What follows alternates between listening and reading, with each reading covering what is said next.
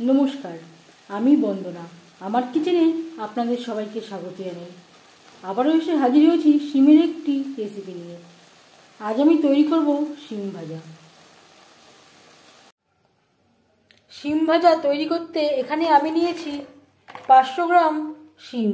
শিম আমি দুপাশের অংশটা কেটে বাদ দিয়ে দিয়েছি। আর এই সরুর মতো একটা আঁশ থাকে, আঁশটা আমি ছাড়িয়ে নিয়েছি। তবে দেখে নেওয়া যাক আজকের এই শিম ভাজা রেসিপিটি। আমি রান্নাটা করব রিফাইন্ড অয়েলে। আপনারা চাইলে সরষের তেলেও করতে পারেন। 3 চামচ রিফাইন্ড অয়েল গরম করে নেওয়ার পর দিয়ে দেব পেঁয়াজ কুচি, চেরা কাঁচা লঙ্কা।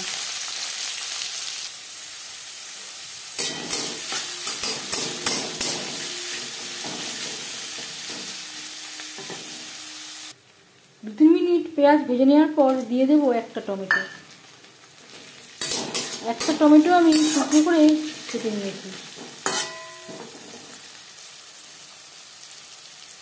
আর দিয়ে দেব খুবই সামান্য পরিমাণে আদা বাটা। আপনারা চাইলে বাদও দিতে পারেন।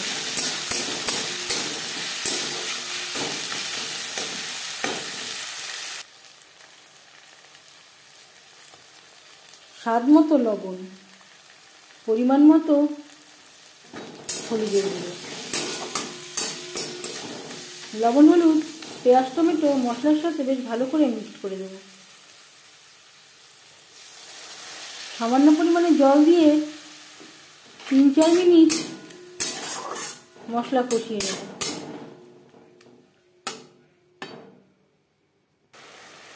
3-4 মিনিট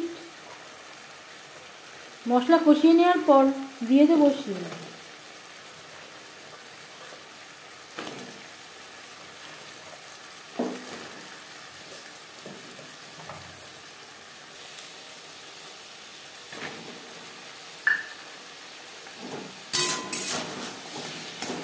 মশলার সাথে শিম বেশ ভালো করে মিক্স করে দেব। প্রথম 5 মিনিট রান্না করব হাই টু মিডিয়াম ফ্লেমে।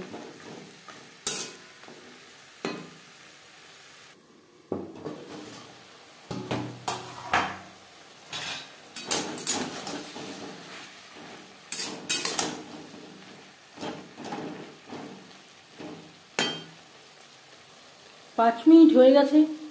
গ্যাসের ফ্লেমটাকে লোতে করে দেব। আরও 5-6 মিনিটের জন্য ঢেকে দেব।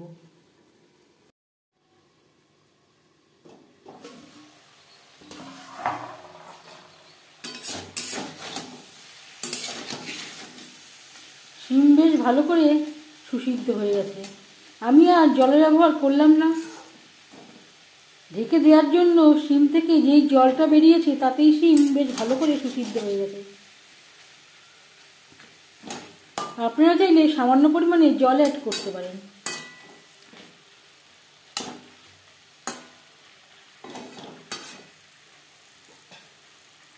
এবার যাচ্ছি ফাইনাল স্টেপে।